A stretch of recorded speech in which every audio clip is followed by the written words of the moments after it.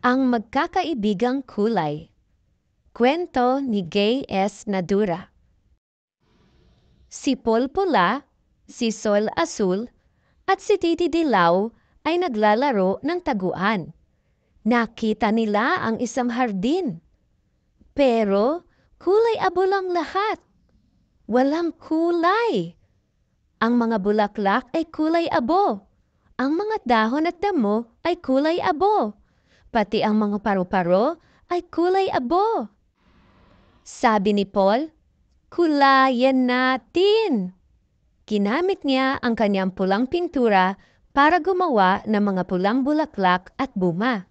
Gayon din ang ilang paru-paro. Ginamit ni Sol ang kanyang asul na pintura para gawing asul ang ibang bulaklak at iba pang mga paru-paro.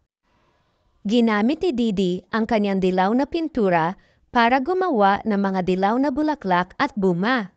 Gayon din ng mga matingkad na dilaw na paru-paro. Naghawak kamay sina Sol at Didi habang sabay nilang kinulayan ang mga dahon at damo. Aba, may lumabas na ibang kulay! Sumali si Paul sa dalawa at sabay nilang kinulayan na tatlo ang mga tangkay at katawan ng puno.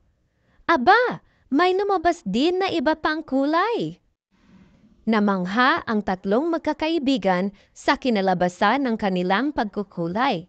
Nagpinta sila ng nagpinta hanggang sa mapuno ng matingkad na kulay ang hardin.